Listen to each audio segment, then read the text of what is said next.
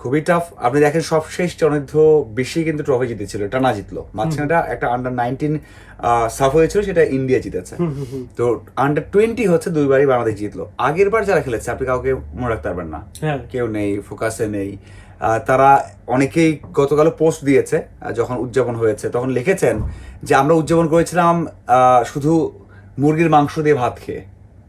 তাই তো আর ছাদখোলা বাসে আপনি সমর্থন দেননি, তাদেরকে মনেও রাখেনি, তাদেরকে কোনো টাকা পয়সা আপনার সমর্থন দেওয়া হয়নি, তারা কষ্ট করে এবং স্ট্যাটাস বেশ কয়েকজন দিয়েছে। তো ভুলে যাই। এবং সবচেয়ে বড় বিষয় হচ্ছে আপনি কিন্তু এই আন্ডার 20 থেকে 10 জন ফুটবলার পাবেন না, আপনার টার্গেট করতে হবে 3 জন। আপনি দুনিয়ার কোথাও আপনি দেখবেন না যে অনূর্ধ্ব 19, 20, 21 থেকে আপনি পুরো টিম সেট আপ চেঞ্জ করে দিয়েছেন। আর বিরাট কোহলি, রোহিত শর্মা এসেছে একটা ব্যাচ থেকে, গিল আরেকজন এক ব্যাচ থেকে এসেছে, মিরাজ এক ব্যাচ থেকে এসেছেন, আরেক ব্যাচ থেকে এসেছেন মুস্তাফিজ অথবা সৈকত অথবা মুশফিক। একদম ব্যাচগুলো চেঞ্জ হয়। প্রত্যেকটা ব্যাচের সেরা 2 বা 3 জনেই ন্যাশনাল টিমকে রিপ্রেজেন্ট করে। সো আমি আশা করি না 10 জন খেলবে, 5 জন, আমি আশা করি 3 জন খেলুক, যে 3 জন ন্যাশনাল টিমের বড় অ্যাসেট হবে এবং যারা বাংলাদেশকে গত 10 বছর যেখানে ছিল সেটা উপরে নিতে পারবে। এইরকম স্ট্রেংথ, এইরকম ক্যালিবার, এইরকম স্কিল থাকবে।